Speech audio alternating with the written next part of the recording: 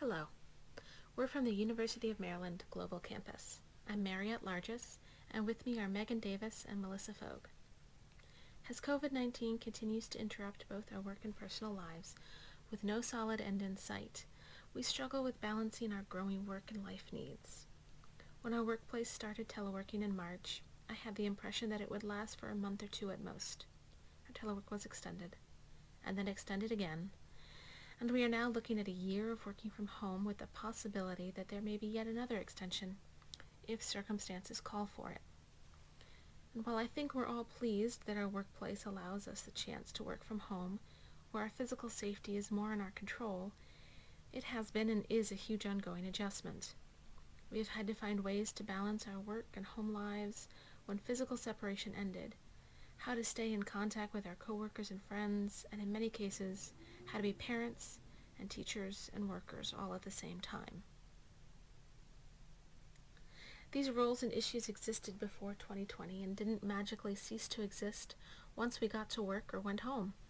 Before the world found itself dealing with a global pandemic, we all had to find a way to balance our lives. Finding the strength to get off of our emails and phones, read a book, go for a long walk, make the time to speak with our friends and family and coworkers has all become harder while we seek solace from the reality of a pandemic. What 2020 has done is bring our lives into a kind of stark contrast. In shrinking much of our personal worlds, we have had no choice but to acknowledge how entwined they have always been. We have had to acknowledge how much we want them separated, and we have had to find new ways to achieve that goal sustainably and in practical ways.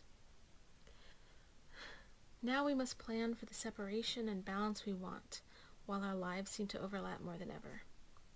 Melissa will focus on discussing strategies for balancing with a greater focus on work, and Megan will focus more on the life side of this equation.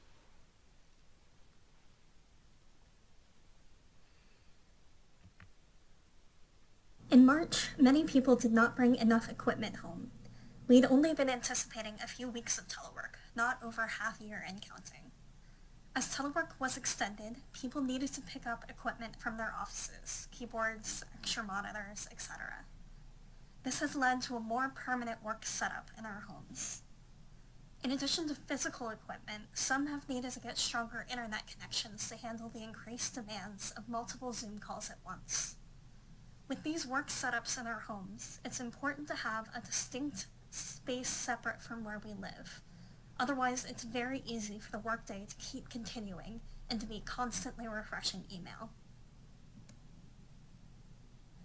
Many of us have found our productivity to be waning. It is difficult to be focused and motivated when we're worried about our health, our family, and about current events. Not being in a dedicated workspace like an office also means that while being at home, our focus is divided between tasks around the house and helping out members of our households. It can be difficult to get started on work and to remain focused once started. As the crisis continues, we also find ourselves to be increasingly drained. Energy and resilience we may have had in spring, our surge capacity, is now being drained as time passes. Meetings and collaborating with coworkers need to be rethought during these times. It is harder to pop over to someone's desk to ask a simple question. Would this question be best as an email, as a chat message, as a meeting? It is all too easy for an entire day to fill up with back-to-back Zoom meetings, leaving little time to get other work done. In spring, we had an explosion of meetings that have thankfully scaled back to be more manageable. Being at home also means that it's easier for meetings to get interrupted, be it with technology failing or a pet popping onto camera. Popping over to someone's office wasn't always about work. As our social circles have dramatically reduced, many of us may be missing leaving the house and having simple conversations by the coffee pot.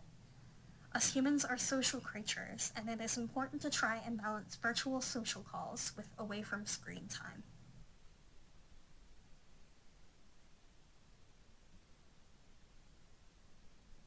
Household, and then go more into social and unknown day to day. For life, many of us have children, family, or roommates. A big one that it's really made the news is that parents have to contend with unknown school schedules and daycare. Will schools be open? Will they be virtual, hybrid, or in person? How am I going to manage virtual school day, signing on with my regular full-time work duties? If they're going to school, is it a hybrid session? What days do they go to school? Is there aftercare available? What are the transportation needs? Do you need to care for younger kids who are in daycare? Are the daycares still open? Do they have the same routines? Do you have to find new care?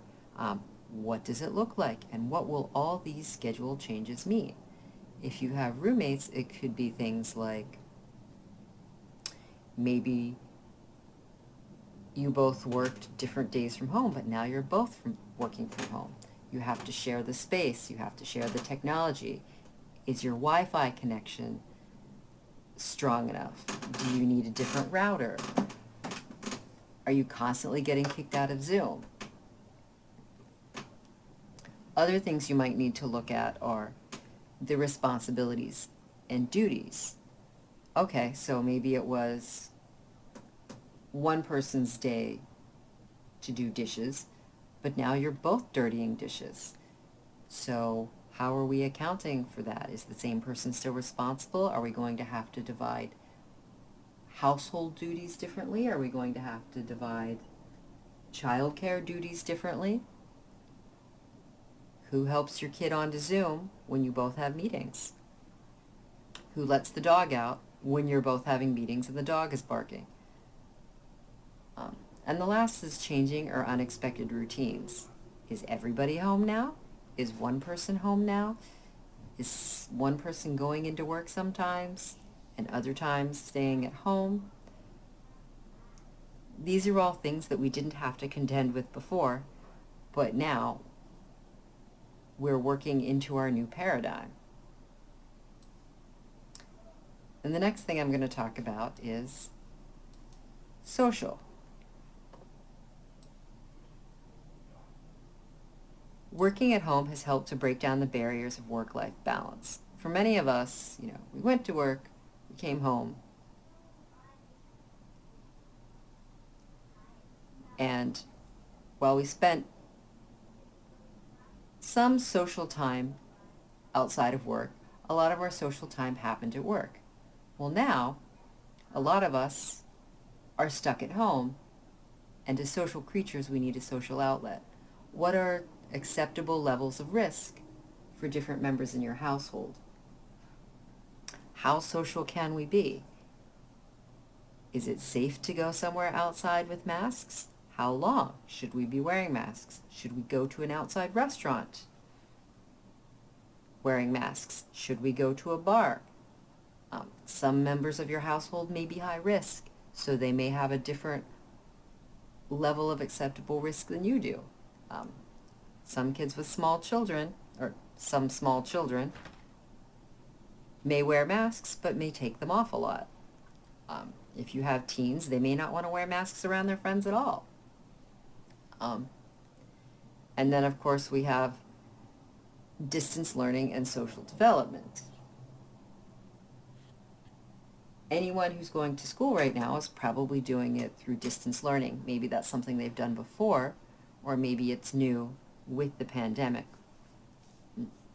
I personally have younger children, and they are in school, so we see a lot of this. Yes, we're having some social aspects of distance learning, but they're missing out on a lot of the social aspects of school that you would normally get during a regular school day, like lunch hour and recess and things like that. And the last topic I'm going to talk about is the general unknown day-to-day. Before the pandemic, we all had a schedule, and things in the outside world would happen, and we would react.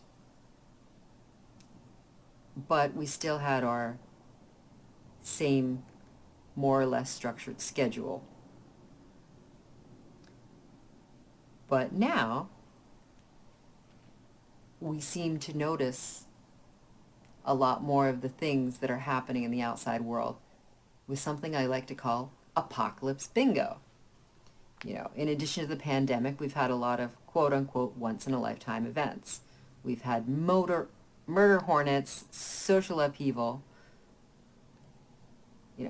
crisis at the southern border of the United States, in Venezuela with the Rohingya. We've had fire tornadoes. We've had wildfires in Colorado, Oregon, and California. We've had flooding in the United States, Sudan, India, Pakistan, Thailand, and South Korea. And the Atlantic hurricane season has run out of names. We've had unexpected deaths of famous people, which has all really thrown us for a loop. As I mentioned before,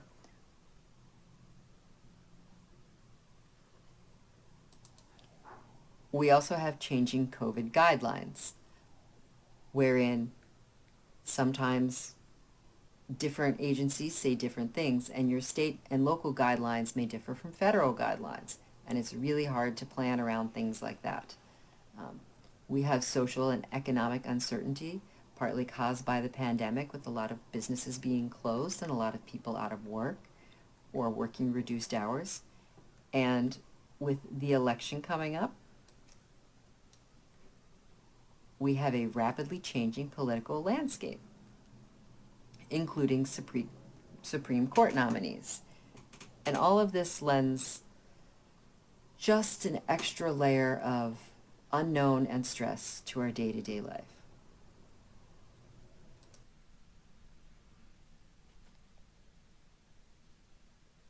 As the global pandemic continues, we must all find ways to balance our work and life as the two continue to be more actively entwined than ever before. Recognizing the difficulties of our situation is one of the best ways to both deal with and to determine how we can make the changes that we need. We must do our best to create the separation that we need from work and everyday life while maintaining our social relationships with our coworkers, family, and friends.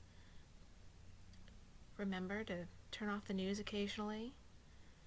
Give yourself a little grace in the midst of our chaotic world. Set limits at work and for your home, and help yourself find the normality you need. Thank you for your time.